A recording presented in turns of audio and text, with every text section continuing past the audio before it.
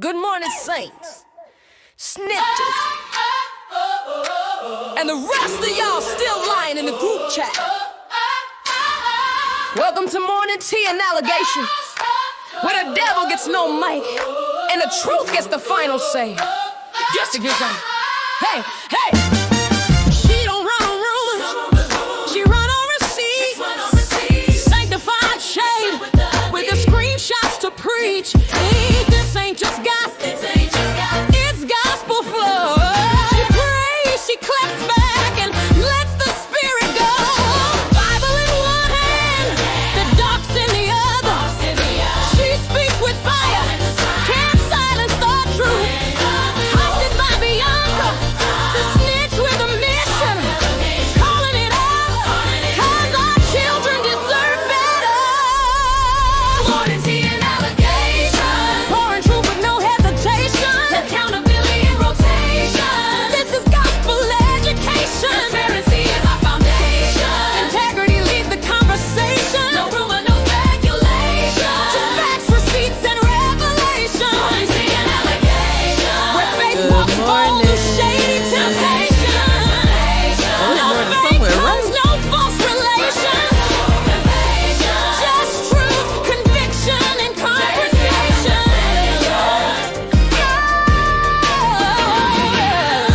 Morning tea and allegations.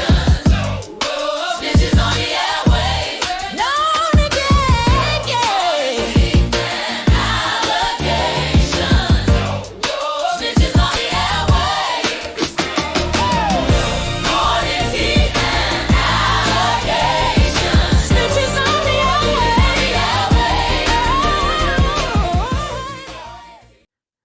Okay.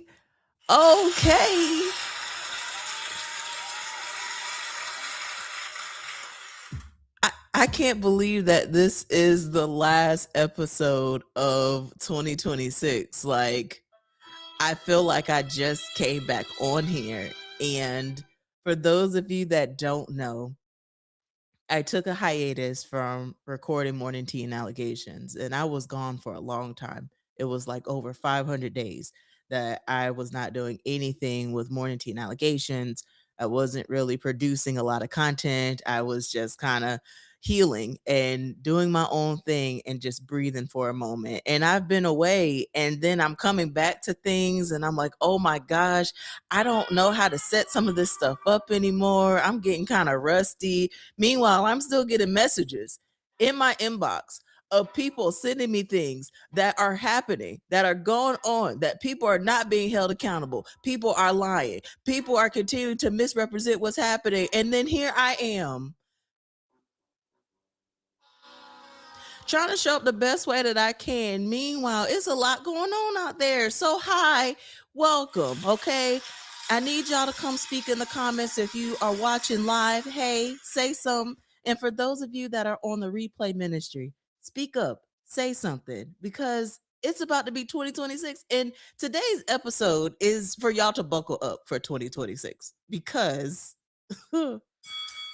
ooh, child. Yo, it's about to be really spicy in 2026. If you just missed it, it's been spicy. It's been a lot going on. There's a lot of things that are happening that I need people to be very intentional about, particularly when we talk about our children, because they deserve better. I've been saying this since 2019. Before that, actually, if we want to be technical, but I've been on this internet saying that our children deserve better, and things are happening right at your front door. Hello. Okay, they're happening right at the front door, and you need to be very mindful of the things that are happening, and we need to be engaged. We need to understand the people that are running for office. We need to know the people who are actually in office now. We need to know the policymakers and the decision makers that are making decisions on behalf of you, on behalf of our children. Okay, so I'm just here in my bear cave, in my teddy bear snuggie, because it makes me feel good. And I'm here to tell you the things that I'm passionate about, because I hope that you are passionate about it too. Okay. Before we get started, you know how we do here. We got to go over our church announcements. And boy, oh boy, I got a few of them. So let's go ahead and talk about some of these things here. For the folks in Patreon, let me give them a round of applause because they deserve it. Okay. For my folks in Patreon, I just say thank you. I love you. I appreciate you. And if you missed the update that I published, go and see it. It's a video directly talking to you about the things that are going on. And I hope that we are buckled in. I hope that we're buckled in because Project 2025, y'all remember that? Well, if we just look at a report card status of where we are, we're about 50% of the things in the document that said is going to be done, that it's currently happening now. And of course, you know, when you ask people about it, they say, I don't know, you know, listen, it's a lot. Okay. It's a lot. So I just want to just give a shout out to the folks in my Patreon. I just thank you and love you and appreciate you and just thank you so much. And you can also be a part of the family and community too. So please join me. You can find the link on my website at www.biancagoolsby.com/Patreon, or just go there and you'll see the link to it and join the community. I'll be so happy to have you. Also note, for my community partners, my change agents, the folks that are a part of the Teaching for the Culture squad. Okay, so the time is now. I've been saying that for quite some time, but I've been operating out of fear in some of these things. And that's just me being very vulnerable and telling you and naming the thing, okay? The word of my year for 2025 was fearless. And I had to do a real reflection on that and realize that I truly wasn't operating completely fearlessly. And so I have to hold myself accountable to that. But I was supposed to been scheduled this family meeting of community agents, change agents, community partners of Teaching for the Culture, because we need to have some vital conversations as it relates to the direction of Teaching for the Culture, which I can't wait to circle back on in just a moment. But we are out here, folks. We have community partners that are out here changing the game. We have folks that are making impact. We have folks that are impacting our children every single day. You might not see a news article about it. You might not see them featured on the news, but I will tell you that they have their boots on the ground and they're doing the things. You might not see it posted on Instagram. You might not see it on Facebook, but I'm telling you the work is being done because what? Our children deserve better. So I just want to give a round of applause to our community partners that are in the fight, in the work, because we appreciate you. And I just can't wait for all of us to get together because we need to have a conversation. So let's go ahead and give them a round of applause. Amen. Okay. So family meeting. I know it's last minute. So if you can't make it, I totally understand. There will be a replay that will be sent to your email. I have your email addresses. We're all good to go there. So there will be a family meeting Sunday night at 7 p.m. Eastern Standard Time. Okay. All of the community partners of Teaching for the Culture, if you're able to come live, great. If you need to see the replay in your email, also great, because we do need to have some conversations and are planning for 2026. There's so many different events that you're planning, that you're doing, and we want to make sure that everything is listed on the website and the calendar and that we're able to support you in the work that you're doing. So see y'all on Sunday night at 7 p.m. Okay. That concludes the church announcements. But of course, I always got to play the disclaimers because some of the things that we're talking about requires disclaimers. Okay. For some reason, there are some people that are upset with me when I come on the internet to tell you the things that I'm passionate about. And like I always say, people lie, receipts don't. Let me just say that again for the people in the back, because clearly there's some issues and discrepancies with this. People lie, receipts don't. Okay. And if you hear that from anybody else, we ain't gonna go there. Just listen to the disclaimers and be very, very intentional with what I'm saying in them because it's very, very important. Thank you, church members, as we have additional announcements and disclaimers that require your full attention. I am a certified snitch and whistleblower that reports on what is happening in our community. Like I always say, people lie, receipts don't. With that stated, the content used in this programming is protected under fair use. In addition, the views and opinions on this programming belong to me.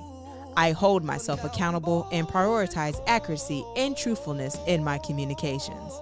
So unless you have receipts, don't start with me. God is still working on me. I love the block button to protect my peace, and I desire to snitch on everybody, including me. Thank you for your attention, and govern yourselves accordingly. Amen. But God said post and let the record stand.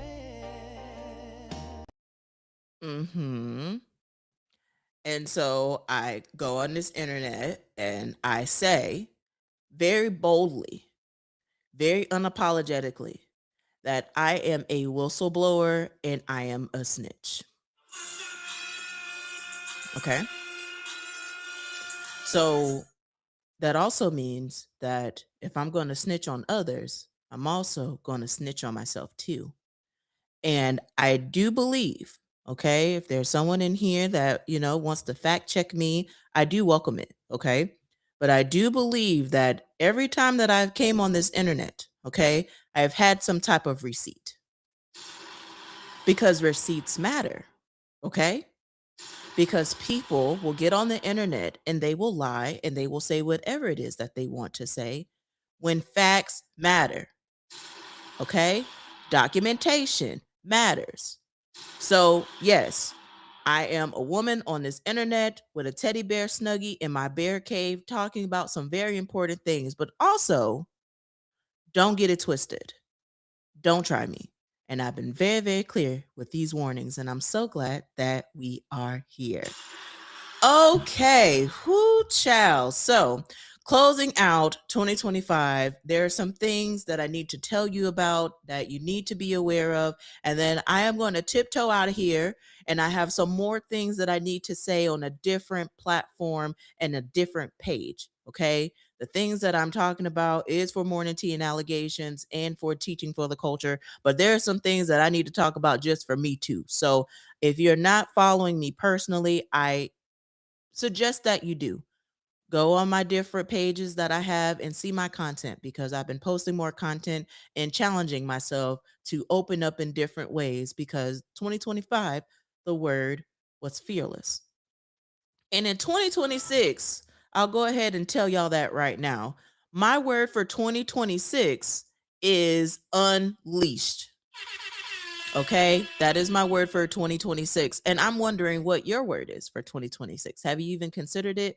Have you even thought about it? We're going to talk about that more later outside of this programming. So again, please follow me so that, you can stay up to date with these different things. But the educational news that we need to talk about today, I just need y'all to understand that we have an issue, folks. We have a very serious issue. And I am talking about the voucher money mystery. I've talked about this, but I'm talking about it again because session is getting ready to be in full swing in January. Okay. For my folks in Florida, I'm talking about this in particular because we are talking about a Department of Education that has so much to say, but could not keep track of almost $300 million in voucher funds. It was $270 million to be exact. But I put to be exact in air quotes because we actually think it's more money that hasn't been properly accounted for. So remember, when you have all of these lawmakers that's like, hey, school choice and hey, accountability. Well, the Florida Auditor General just released a report that said that every taxpayer in the state should be demanding answers. Every taxpayer in the state of Florida should be demanding answers about the voucher money ministry. I said ministry. Lord help me. This is a ministry. But the mystery of the money. So let me get this straight here. So these lawmakers rushed through this bill that they passed that allowed a $4 billion voucher program. Okay, follow me. Without proper oversight, There were organizations that came out to say, hey, I understand what you're trying to do, but there's not going to be a lot of accountability with the way that this bill is being implemented. They were ignored. And now the state has lost track of nearly $300 million. And then they want us, the people, to trust them with even more of our tax dollars. And again, folks, the receipts don't lie, people. The receipts don't lie. It really shows a clear pattern of fiscal irresponsibility that any private company would have been shut down.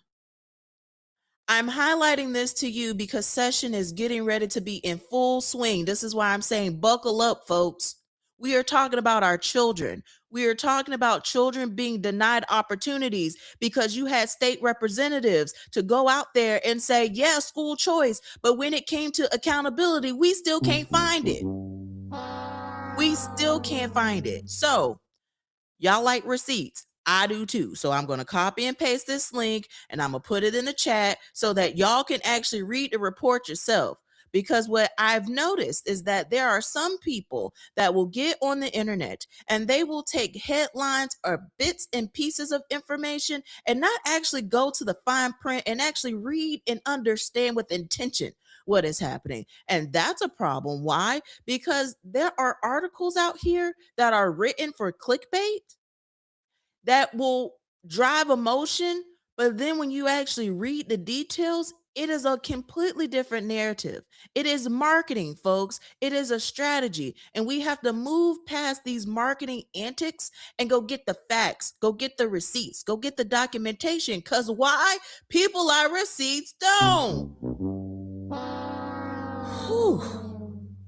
So the receipt's in the comments, okay? If you could see the receipt, go and say, I see it. I see the link, okay? Let me know that you see it, that you see the receipt.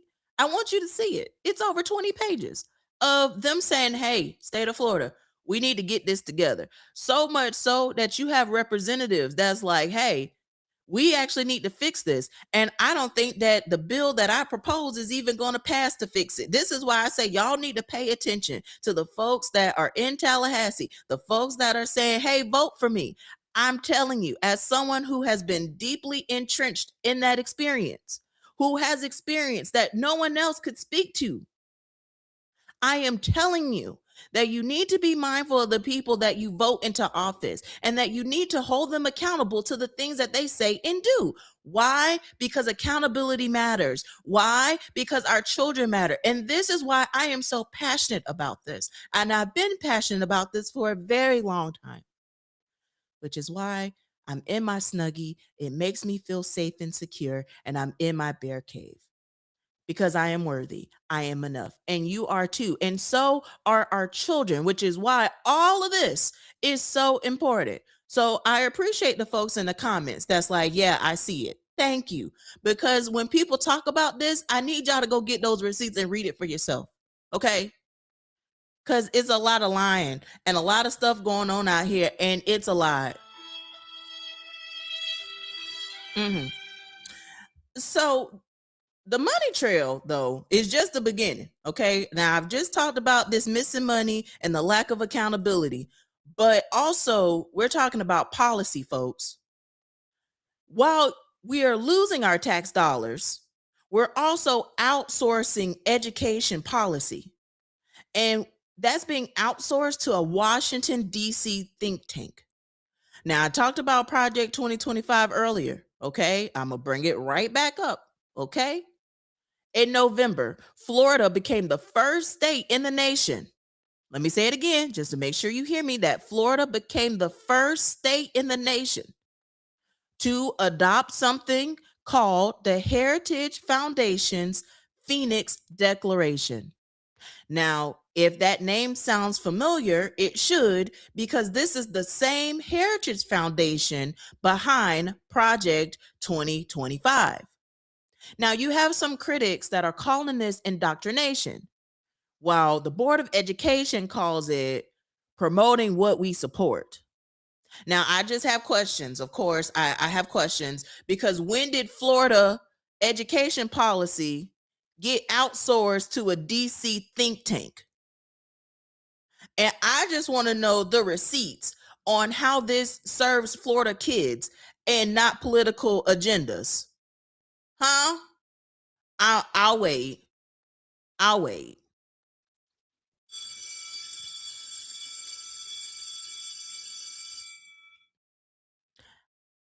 When I say, folks, these topics and this information is so important that you know. I know it's a lot going on, and I know that you can't keep up with everything going on in the news because you're just trying to take care of your house. You're trying to take care of your kids and the things at work. I get it. I understand it. But, folks, we have people in office right now that have had all of this conversation to talk about diversity, equity, and inclusion, and being these buzzwords as something so harmful. And meanwhile, we have organizations such as the Heritage Foundation that have alienated communities, and our state is adopting things from them and then say, we're just promoting what we support.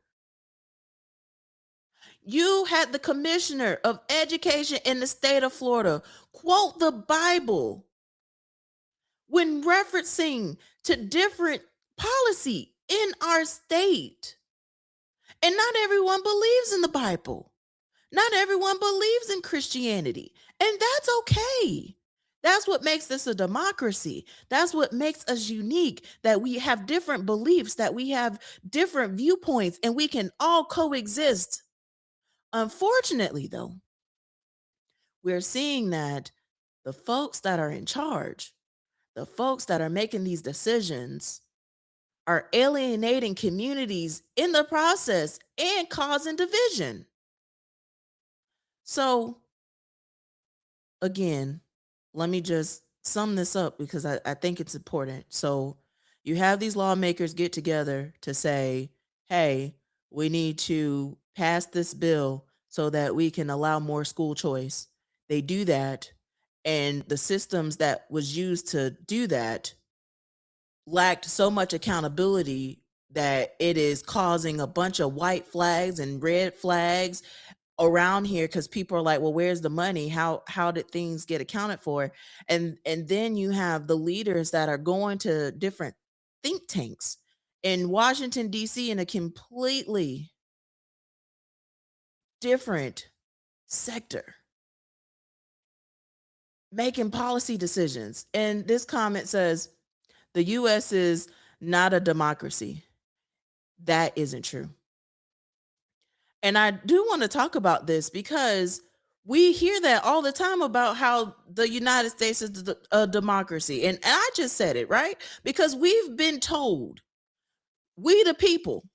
But then when we actually start to unpeel the layers, we realize that there's a prophet in the problem. And that the prophet is going to continue to allow us to continue to be divided in this country. And it turns into a shell game, which is a great transition because the Schools of Hope is a shell game. And I want to talk about that because I need folks to be paying attention. So while folks are distracted by national drama, there is a takeover that's happening right now, and they call it Schools of Hope. Sounds nice, sounds pretty, you know. Who doesn't want hope? Who doesn't want to go to a school of hope, right? Well, originally it was supposed to be for charter schools to help kids in persistently low performing areas. Okay? And I've talked about this in previous episodes, and in fact, there's an entire article that I've published that I will re-uplift about Senate Bill 2510. Okay? Senate Bill 2510 completely changed the game. Now you have charter operators that are sending letters with their intent to take over public schools across the state of Florida. It was around 690 letters of intent went out to around 450 public schools across 22 Florida school districts. Let me repeat myself. You had 450 schools. This isn't about helping struggling schools. This is a coordinated takeover. Here's the part that should make every taxpayer furious about the matter, though, because under this new law, public schools will have to provide all faculty related services. So, custodial work, maintenance, food service, transportation at no cost to these charter operators. There was one school board member in Orange County, and I really like what they said. They said that this is asking Home Depot to give Lowe's space in their store, and Home Depot is supposed to pay all of their infrastructure costs. And I just want you to think about the divide that's going to be happening with this policy, which again, I'm uplifting. Session is getting ready to start in 2026, and I need people to be very, very intentional with what they are reading and what they are watching and what is happening, folks. This is something very serious, okay? This is not just happening in your area. This is happening across the state. And guess what? When the state of Florida does stuff, you have other states that copy what Florida does. We've seen it over and over again. And guess who gets harmed in the process? Our children. We care about the kids, right? Because there's so many people that have so much to say about what's going on. And I'm just trying to figure out, well, when was the last time that you poured into a child? So there are a bunch of letters that have been going to different school districts, going after different schools across the state of Florida. And this takeover is happening. And it's unfortunate, which is why we need people to continue to raise the alarm on what's happening. We need people to be informed with what is happening. We need people to be able to see and recognize the issue and that there's a profit in the problem. And unfortunately, our children are the ones that are being harmed in the process. Unfortunately, our education providers are being harmed in the process. Our educational leaders are being harmed in the process. So just imagine, okay, you got two schools. You got one is a public school, and then you have one a charter school, and they in the same building. This charter school is going to make sure that they pick the best kids, because they're not going to be dealing with no children that have a bunch of different abnormalities and differences and require specialized support. And they're also not going to really want to tackle the students that need the additional resources to learn and to thrive. So guess what? You're going to have these two schools where they're competing on the best and brightest children. That already is going to cause chaos.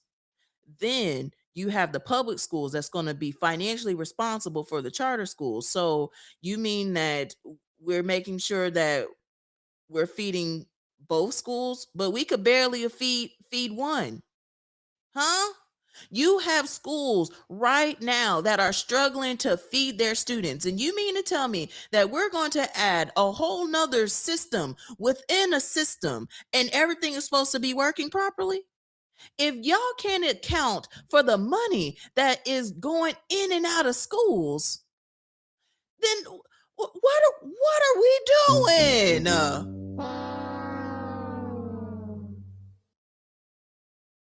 And then I go to these lawmakers and I'm like, have y'all had a conversation with a teacher? Y'all must haven't. Y'all must haven't, because it's interesting having different students at different levels in the classroom. And just imagine two schools. What? We're talking about chaos, folks. It's already chaotic enough.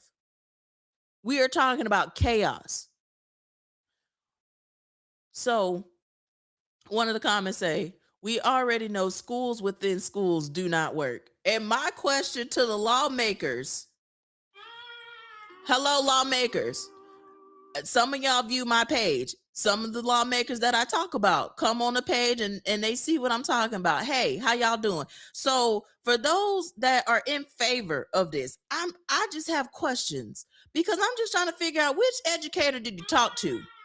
Because clearly you haven't talked to any of the educators in the Teaching for the Culture Network. I know you haven't. Because they could tell you right now that this is not going to work at all. Just like they've told you several things that wasn't going to work. And you still pushed through and did it anyway. And then wonder why we are in this mess. And instead of finding the money, now we causing more harm.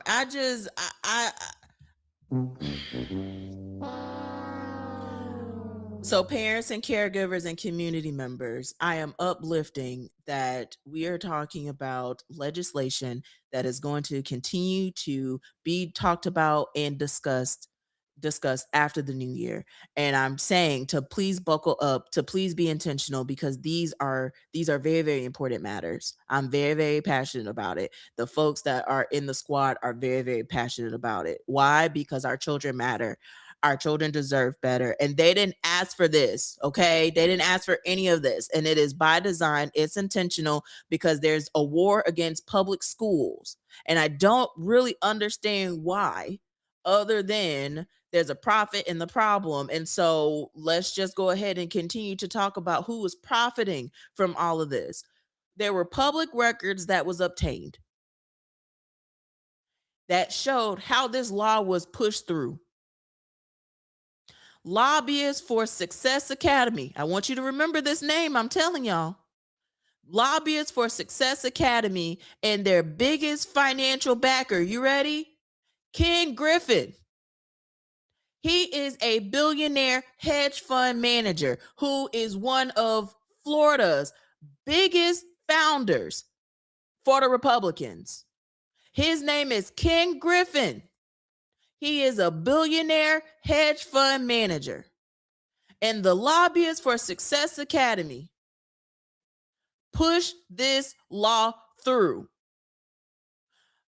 The lobbyists literally handed the legislation to the legislators and was like, here y'all go. And the provision allowed charter schools to co-locate for free.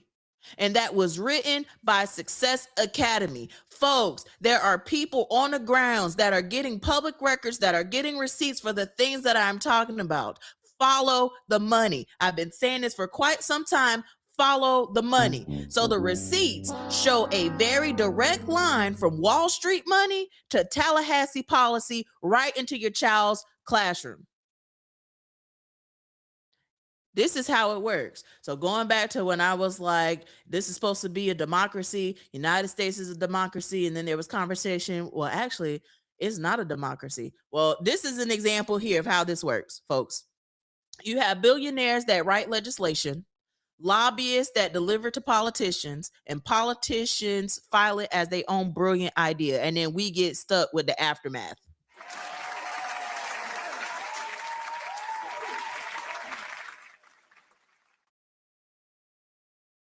So if y'all have questions, y'all go hit up Ken Griffin.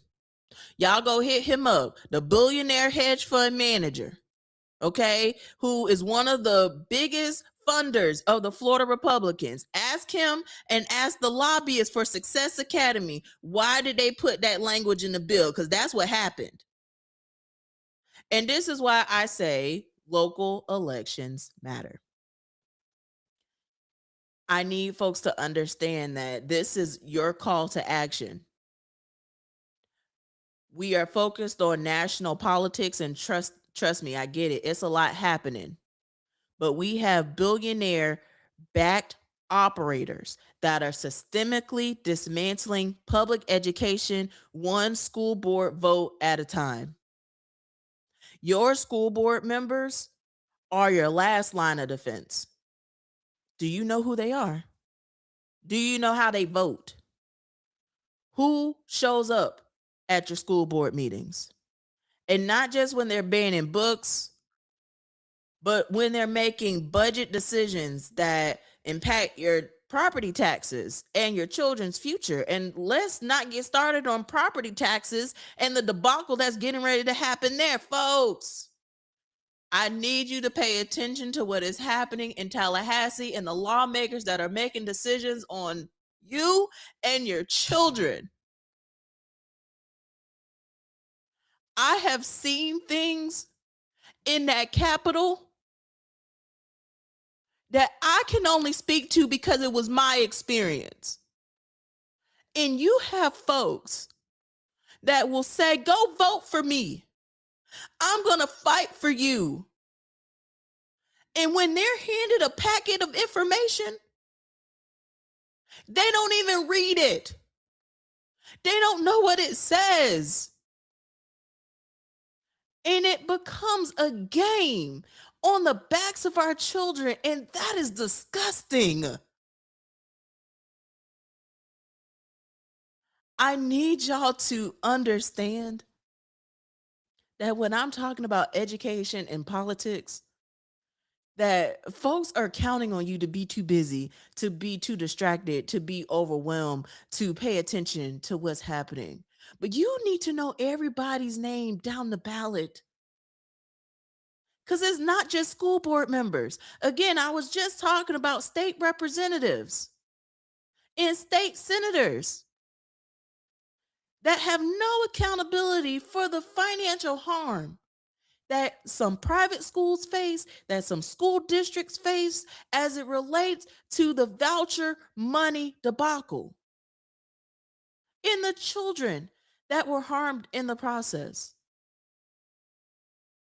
So what we do, we create chaos in public education funding. Mind you, educators are paid 50th in the nation. I just don't want to just pass that fact. We just want to continue to talk about it, that our educators are paid 50th in the nation. So we're going to continue to create chaos in our public education funding. We're going to lose track of millions of dollars and create a budget crisis. And then we're going to implement curriculum requirements that divides communities. And then we're going to continue to expand charter school access to siphon off the remaining resources and high performing students. And the result, public schools that are defunded and destabilized while private operators profit from your tax dollars. And what seems to be their strategy is that we are so distracted by so many different things that are going on while they are systemically privatizing the entire system. None of this was to help children because there's a profit in the problem. And I'm passionate about this, and I talk about this in different ways so that people can understand how serious education policy is. And had I not had my experience working in the classroom, I would have never known the things that I've learned, and then being able to have some experiences that people would never be able to have, and to see and meet people that I've met to talk about some of these things. Folks, I'm telling you, I have experience and I've seen things that I can't unsee. And unfortunately, a lot of these things are happening, and it's not for the benefit of our children. And I'm going to continue to fight for our children because they deserve better than all of it. But it's greed, folks. It's power. And the thing that I've learned is that people will hold on to power as long as they can. And people will hold on to their money, even though they can't use all of that money. But they will hold on to it because they can. And you literally had lawmakers that would go up to Tallahassee, and the question is, well, why are you passing this bill? And the answer is, because I can. And if you don't know who that is, that's Representative Randy Fine, which y'all allowed him to go to Congress. Let's move forward. As we head into 2026, I have a challenge for every single person that's listening, that is watching live, that is a part of the replay ministry, or the folks that are listening to this on the podcast.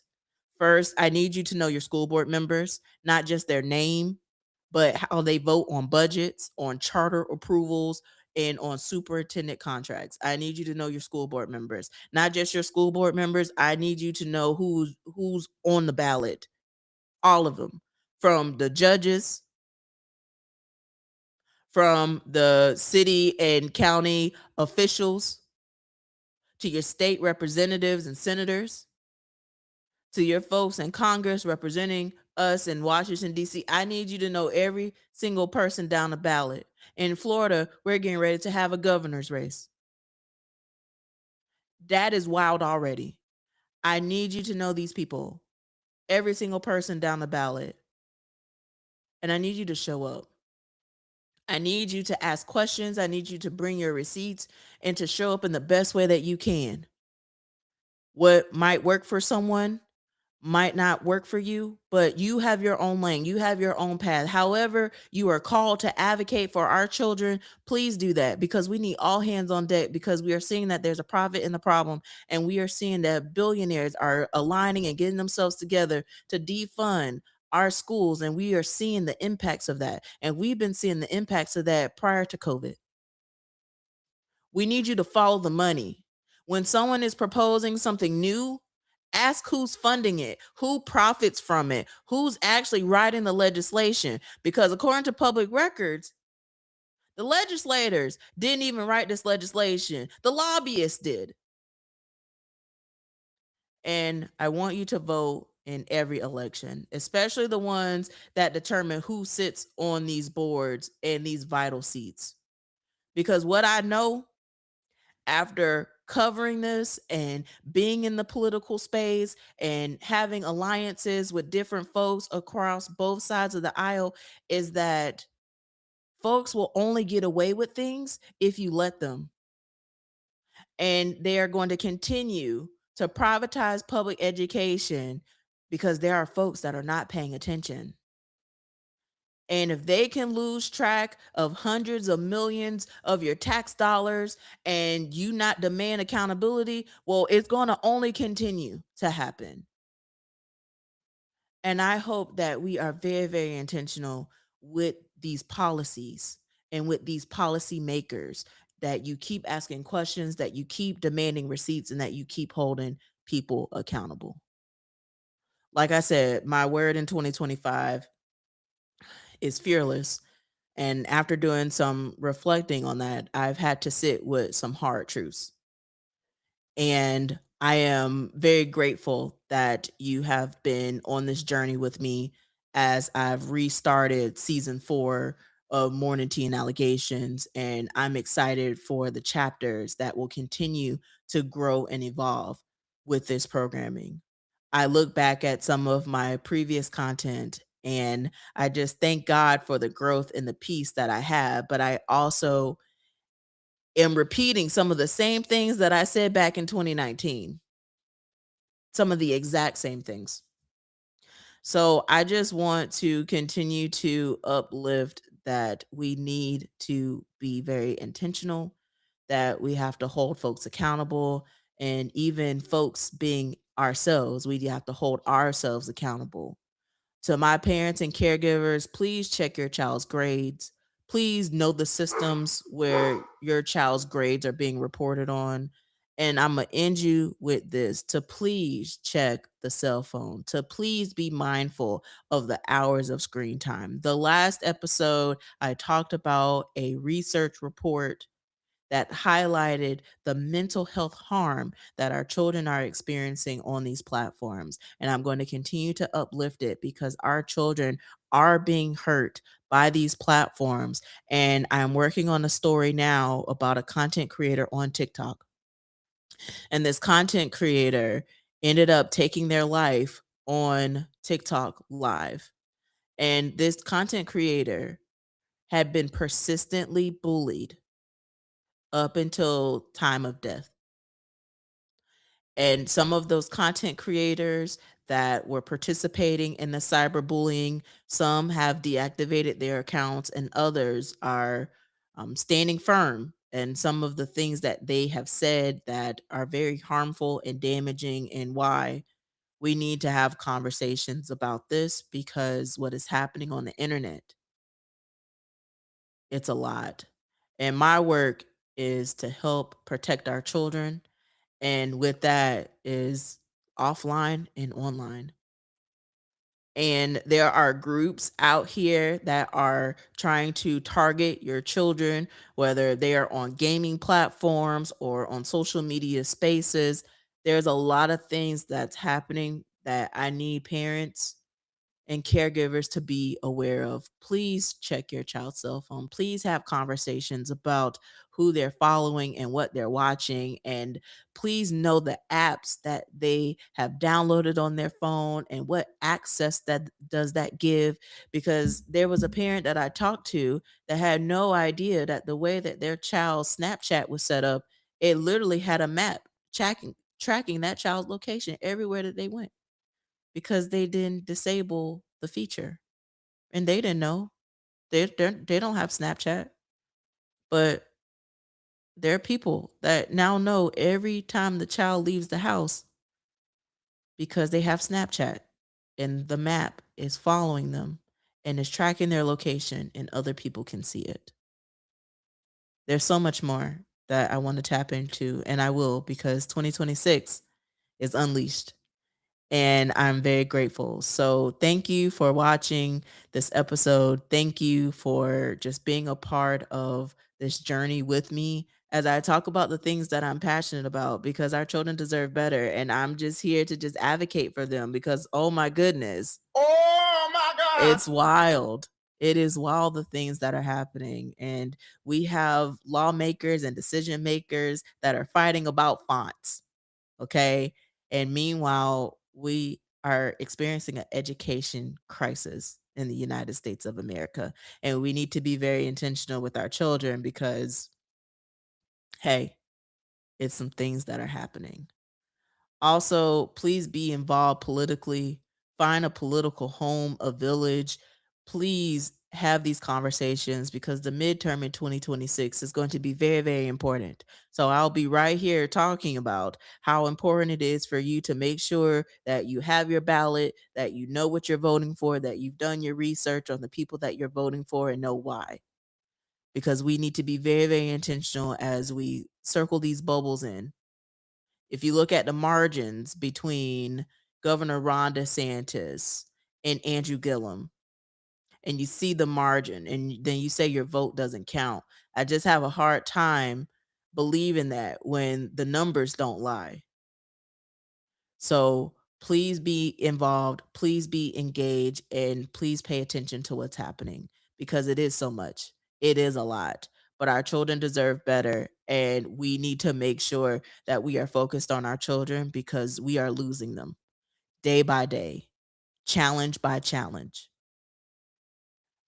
The last story that I'm going to end you with, I was shared a video, and I'm going to do a deep dive about this as well. But there were three, I was going to say teenagers, but one is 8. So the children's ages are 8, 11, and 12. They went on YouTube and they found out how to rig a Kia to where they could steal the car and drive off. So the 8-year-old, the 11-year-old, and the 12-year-old went on YouTube, learned how to steal a car, and then was literally driving the car around the city and was being chased by the police, going speeds upward of 80 miles per hour. They ended up getting into an accident. And thankfully they didn't kill anyone in the process or themselves. But these are teenagers, barely, that are now facing charges because they've seen a video on YouTube of how to steal a car and was successful in their adventure. So I uplift that parents and caregivers, please be intentional with what your kids are watching and what they're doing, particularly over winter break, particularly as we're entering the new year. There are going to be so many TikTok challenges and things that are happening on this internet And I need you to be aware, and I need you to know. So the resource that you can go to find this information out is checkthecellphone.com. That's where I'll be talking about these things because it's important to me. It matters. And I do want to uplift again for those folks that are a part of the Teaching for the Culture community that we have our meeting on Sunday night at 7.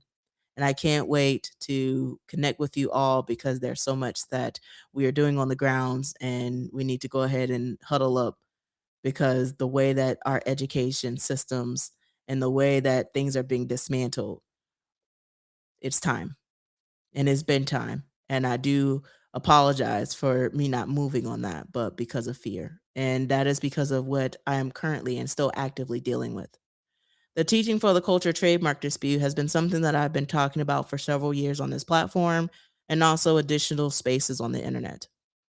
As I was talking to my bear partner today, I come to find out that the Instagram page of Teach for the Culture is back reactivated. The Facebook page is not, but the Instagram page is, in which I did contact Meta again to be like, why is this page reactivated? I say all this to say that this trademark dispute has caused so much financial and emotional harm towards me and the folks that also create in this organization. And it has caused so much turmoil, and I'm being very vulnerable to just share with you of how it feels when you've created something and that you've built it brick by brick, and then to find out that someone is co-opting your name by taking away 3 letters and is pretending as if it is something that they've been had information that they've been doing, and then drag you into court, spending upwards of over $10,000 in legal fees, win, and then still is having to fight even after having the victory. We won our trademark dispute, and we are still fighting with Shauna Brown today about our intellectual property rights.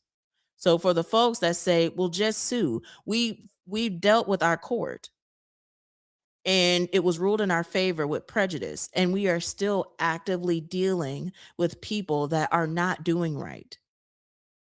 And this is a battle that I have, where when you create something and you love something and then anything could just be snatched away, somebody can lie on you, it just changes the way that you want to create. And that's going to be for a whole nother space, because I know that I'm not alone in that. Speaking with different creators that are creators that just want to create, that just wants to find joy and the things that they want to produce to the world, and because of life circumstances and things that are happening, sometimes it makes the process harder. And I just want to serve in that space to help others in that, because I know how it feels to build something and to have someone try to take it from you. And so my ask is, if you can go and flag the Instagram page, I'm gonna post the link in the chat so that you can go see it. They have made their page private, which is interesting. And it looks like they have purchased a meta badge, so that's cool too. But after all of that is said and done, the page has to go. Shauna Brown has to figure something else out. And we sent her a letter as it relates to this matter. And I don't have it. I don't have it to continue to go back and forth. So I'm asking y'all for y'all support. Over $10,000 again in legal fees fighting for this matter. And we are still fighting the fight of making sure that folks don't co-opt our names or cause confusion with our organization. And that's where I'm at. So I just ask you that you continue to keep me uplifted in prayer as I'm navigating life and the complexities of life and grief and all of those things, and just mixing it in with having to fight these battles that I'm listening, God, like I hear you, but also at the same time tag somebody else in because I'm tired. So if you could please flag the page, that will help us greatly, as again we're reporting and doing the things to make sure that our intellectual property is protected. But I'm also going to be working on a video that talks about this, and even for the folks that want to trademark their business and want to know pitfalls to avoid, I definitely will share with you my experience, my journey with this, because it's been multiple years of fighting the good fight to make sure that teaching for the culture is where it's at. We are transforming, we are educating, we are advocating, we are coaching, and we are healing here in this space with teaching for the culture. And no one's going to stop the work that we're doing. So happy 2025 and 2026 on the way. Buckle up. Let's go, because we ready to ride. And I just thank you for allowing me to just have my moment of vulnerability as I share the complexities of the different things that are happening. Whoo, child, it's been a lot, but I'm grateful. And for those of you that are on the replay ministry, I thank you. And for the folks that are in the chat that just said that they flagged the page, thank you. I really appreciate your love and support in this, because it has been a journey for sure. And I'm just trying to make sure that everything is protected and that we're doing things the right way, because we're fighting for kids. And that's all that we're trying to do out here, is to fight for kids because they deserve better. So have an amazing day, have an amazing week, have an amazing start to 2026. I look forward to be back with you, continuing Morning Tea and Allegations with you, and also the different shows that we have on the Teaching for the Culture Network and the different things that we're building over here. And again, for those community partners, I'll see you Sunday night at 7. Come join. We need to have a very vital discussion on what's happening, what's going on. And yeah, that's it. That's a wrap. So sending you love, light, and peace. And until next time. Heal that shit, don't hold it. Ooh, and I played the wrong quote.